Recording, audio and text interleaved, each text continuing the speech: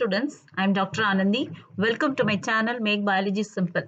இன்னைக்கு வீடியோட இன்ஃபர்மேஷன் என்னன்னா நம்மளுடைய ஸ்டேட் போர்டு எக்ஸாம்க்கு both NCERT as well as Tamil Nadu board எக்ஸாம்க்கு பயோடெக்னாலஜி சாப்டர்ல இம்பார்ட்டன்ட் கொஸ்டின்ஸ் பத்தி தான் டிஸ்கஸ் பண்ண போறேன்.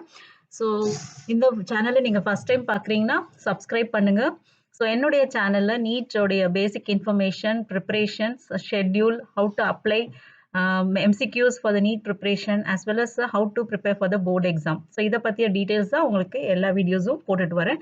Kindly watch and give your support by pressing the bell icon as well as share with your friends and suggest your upcoming whatever new chapters you want to put in my video. So நம்ம first short questions பார்க்கலாம். Short questions in the biotechnology principles and applications தான் பார்க்குறோம். So first question பாத்தீங்கன்னா what function is assigned to ORI region of a plasmid? So origin ORI, it is nothing but origin of replication. So ஒரு construction of rDNA அப்போ இந்த RE region இல்லைன்னா நம்மளுடைய foreign DNA போய் replicate ஆகாது. அதனால so that is very important. So RE is nothing but origin of replication. And plasmid உங்களுக்கு தெரியும், it is an extra chromosomal DNA of the bacteria. So இதுதான் மெயினா நீங்க ஆன்சர் பண்ண வேண்டியது. Next important question is what do you understand by palindrome DNA? So palindromeனாலே உங்களுக்கு தெரியும் ஃப்ரண்ட்ல ஃபர்ஸ்ட், அதாவது left side to right side, அந்த எந்த பக்கம் நீங்க படிச்சாலும் ஒரே மாதிரி அந்த சீக்வன்ஸ் இருக்கும். ஃபார் எக்ஸாம்பிள் மேடம், இது ஒரு எக்ஸாம் சொல்றேன், MADAM மேடம், அதை நீங்க ஃப்ரண்ட்ல இருந்து படிச்சா MADM, பேக்ல இருந்து படிச்சாலும் MADM. So both are same. அதுதான் palindrome சீக்வன்ஸ் சொல்லுவாங்க. ஸோ இது நமக்கு பயோடெக்னாலஜி இதில் என்ன எழுதணும்னா, with the help of this palindrome sequence only நம்மளோட ரெஸ்ட்ரிக்ஷன் எண்டோநியூக்ளியஸ் ஐடென்டிஃபை பண்ணி கட் பண்றதுக்கு ஈஸியா இருக்கும். அதனால palindrome டிஎன்ஏன்றது it's very useful for cutting of a particular sequence of the DNA by the restriction endonuclease. Next question is how do restriction endonuclease and methylases differ in their functions? So restriction endonuclease என்னன்னா ஒரு particular portion, எண்டோனா within, அதாவது ஒரு டிஎன்ஏக்கு உள்ள நடுவில் எங்கேயாவது போய் cut பண்ணும். நியூக்ளியஸ்னா nucleic acid, ரெஸ்ட்ரிக்ஷனா ஒரு பர்டிகுலர் போர்ஷன், அதனால தான் அது பேர் ரெஸ்ட்ரிக்ஷன் எண்டோநியூக்ளியஸ். மெத்திலேசஸ் பார்த்தீங்கன்னா இது என்னன்னா மெயின் அப்ளிகேஷன் எதுக்கு யூஸ் ஆகுதுன்னா, இப்போ நம்மளுடைய பாக்டீரியல் டிஎன்ஏல அந்த சீக்வன்ஸ் இருக்கும் and human DNA R plant DNA வேற எதுலனாலும் இந்த சீக்வன்ஸ் நம்ம பார்க்கும்போது மெத்திலேசஸ் ஒன்லி ஃபார் பாக்டீரியாவுக்கு நீங்க அது மெத்திலேட் பண்ணிடுச்சுன்னா ரெஸ்ட்ரிக்ஷன் எண்டோநியூக்ளியஸ் ஒன்ஸ் அது முடிஞ்சதுக்கு அப்புறம் சர்க்குலர் ஆகும்போது அதை கட் பண்ணாம அதை மட்டும் மெயின்டைன் பண்ணிட்டு போயிடும். ஸோ இது main application for the methylases as well as restriction endonuclease. இந்த பாயிண்ட் தான் நீங்க எழுதணும். Coming to what are plasmids? What are plasmids? Plasmid is an extra chromosomal DNA. ஒரு பாக்டீரியாக்குள்ள chromosomal DNA இல்லாம apart from that some extra chromosomal DNA இருக்கும். So இது பார்த்தீங்கன்னா ரவுண்டா இருக்கும். ஸோ தட் இஸ் பிளாஸ்மிட்ஸ்ன்னு சொல்லுவாங்க. இந்த plasmid it doesn't have the genomic, அதாவது மெயினா அந்த பாக்டீரியல் ஃபங்க்ஷனுக்காகக்கூடிய ப்ரோட்டீன்ஸ் எதுவுமே இது பண்ணாது. ஃபார் சர்வைவல் ஃபிட்டஸ்ட்காக யூஸ் ஆகும். அண்ட் இது பார்த்தீங்கன்னா நெட் காப்பி நம்பர், அதாவது ஒரு பாக்டீரியாக்குள்ள 10-20 இருக்கும். ஸோ இந்த பிளாஸ்மிட் தான் வச்சுட்டு நம்ம restriction of rDNA construction of rDNA use பண்றதுக்கு நம்ம யூட்டிலைஸ் பண்ணிக்கிறோம். How is chimeric genome RNA constructed? இது next question. Chimeric-நாலே it is having different, அதாவது like ஹிந்து மெத்ல பார்த்தீங்கன்னா head will be one lion, பாடி ஒரு மாதிரி இருக்கும், டெய்ல் ஒரு மாதிரி இருக்கும். ஸோ 3 different ஆர்கானிசம் சேர்த்த மாதிரி ஒரு ஆர்கானிசம் தான் நம்ம மெத்ல சொல்லிட்டு ஹிந்து மெத்ல சொல்லுவோம். அதுல உங்களுக்கு கைமரிக் ஜீனோம்ன்றது ஒன்றும் இல்லை, ஒரே ஒரு டிஎன்ஏல டிஃப்ரெண்ட் போர்ஷன்ஸ் எடுத்து நம்ம அட்டாச் பண்றது. அதாவது ஒன்று ஹியூமன்ல இருந்து, ஒன்று பாக்டீரியால இருந்து, ஒன்று வைரஸ்ல இருந்து எடுத்து நம்ம அட்டாச் பண்ணி பண்றோம் இல்லையா, அது பேர் தான் கைமரிக். கைமரிக்னா from different, not from the same organism.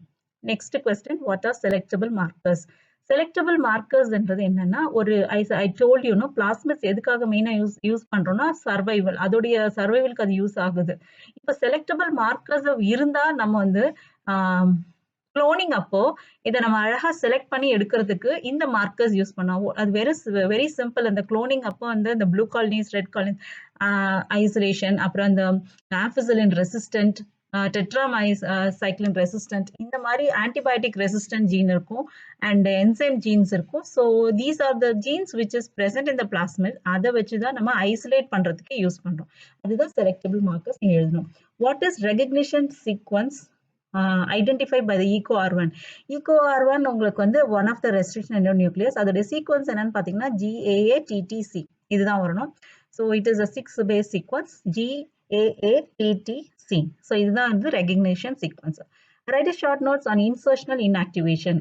Actually in the sixth question selectable markers இருக்கு இல்லையா, as I told you tetracycline or ampicillin இந்த மாதிரி ஒரு மார்க்கருக்கு நடுவுல போயிட்டு நம்மளுடைய ஃபாரின் ஜீனை இன்சர்ட் பண்ணும்போது அதால அதை வேலையை செய்ய முடியாது. செலக்டபிள் மார்க்கர் அது அந்த மார்க்கரை பண்ணும்போது இன்சர்ஷனல் இன்ஆக்டிவேஷன் ஆகும். இதை தான் நம்ம ப்ளூ காலனிஸ் ஒயிட் காலனிஸ் பார்ப்போம். அதெல்லாம் அந்த என்சைம் பீட்டா கேலக்டோசிடேஸ்ல நம்மளுடைய ஃபாரின் ஜீன் இன்சர்ட் பண்ணிட்டும் போது அந்த டையால் அந்த பிளேட்ல அந்த டையை கன்வெர்ட் பண்ண முடியாதனால அது என்ன ஆகும்னா ப்ளூ காலனிஸா இருக்கும், ஒயிட் காலனிஸா இருக்கும். ஸோ இதுதான் அந்த பேசிக் இன்சர்ஷனல் இன்ஆக்டிவேஷன். இது one way of isolating the selectable gene from the colonies. அதுதான் உங்களுக்கு answer. Next name the reagent use to visualise the DNA after gel electrophoresis. So gel இது வந்து டெஃபினட்டா உங்களுக்கு வந்து இதை படிச்சிட்டிங்கனாலே நீட்டுக்கு யூஸ் ஆகும். ஏன்னா இது ஒரு கொஸ்டின் கண்டிப்பா எவ்ரி இயர் கேட்குறாங்க.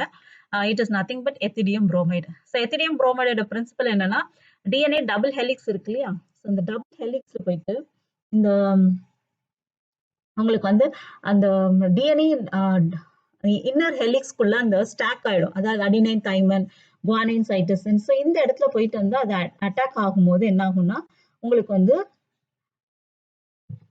இந்த எத்திடியம் புரோமைடு வந்து அந்த இடத்துல போயிட்டு அட்டாச் ஆகி உங்களுக்கு ஆரஞ்சு கலர் கிடைக்கும். வென்யூ அந்த ஜெல்லை நீங்க வந்து வாட் டு சே யூவி லைட்ல எக்ஸ்போஸ் பண்ணும்போது நமக்கு வந்து ஆரஞ்சு பேண்ட்ஸ் தெரியும். ஸோ அதுதான் மெயின், அது பிரின்சிபல் தான் இதை யூஸ் பண்றோம். So ethidium bromide is use to visualise the DNA. ஜெல்ல போடும்போதே அந்த எத்திடியம் புரோமைடும் போட்டுருவாங்க. And the last question is, what is polymerase chain reaction? Describe the basic requirements of a PCR reaction. So polymerase chain reaction என்ன? It is used to amplify a small fragment of DNA. அதுதான் இதோடைய main point நீங்க cover பண்ணணும். என்னெல்லாம் அதுக்கு தேவைப்படணும்னா நம்மளுடைய gene of interest என்ன வேணுமோ அந்த ஒரு டிஎன்ஏ அண்ட் அதுக்கு வேண்டிய நியூக்ளியோடைட்ஸ் and then enzyme பார்க்கும்போது taq polymerase, அதாவது which can withstand high temperature 95 degree வரைக்கும் போகும்போது அது வந்து அந்த என்சைம் மட்டும் ஆக்டிவா இருக்கும். taq polymerase, அப்புறம் மெக்னீசியம் அந்த cofactors and these are the main things required for the PCR reactions. So இதுதான் உங்களுக்கு short questions, expected important questions for the board exam. Next, essay questions. Essay questions வந்து describe briefly the essential features of the cloning vector. Cloning vectorக்கு நமக்கு எதுக்கெல்லாம் use பண்றோம் அப்படின்றத பத்தி details தான் சொல்லணும். இது வாஸ்டா இருக்கும். ஸோ நீங்க அப்படியே பாயிண்ட் பை பாயிண்ட் நீங்க எழுதிட்டே போங்க. And what's the difference between the two types of nucleases? அதாவது nucleases வரும்போது it is going to cut the DNA. அதில் 2 types இருக்கு, exonuclease, endonuclease. எக்ஸோனா எக்ஸ்ட்ரீம் எண்ட் 5' 3' கட் ஆகுது. எண்டோன்றது இன் பிட்வீன் சென்டர்ல கட் ஆகும், எங்க வேணா டிஎன்ஏக்குள்ள நடுவுல கட் ஆகும். இதுலதான் உங்களுக்கு ரெஸ்ட்ரிக்ஷன் எண்டோநியூக்ளியஸும் வரும். ஸோ இதுதான் நீங்க எக்ஸாம்பிள் போட்டு எழுதிக்கோங்க. Then what is the function of gel electrophoresis? Gel electrophoresis function என்ன? It is principle பாத்தீங்கன்னா based on the electrophoresis, the current போக போக உங்களுக்கு வந்து ஒரு molecule ஒரு compound வந்து based on their charge it will move. இங்க வந்து DNA is moved like this, as well as protein பண்ணலாம்.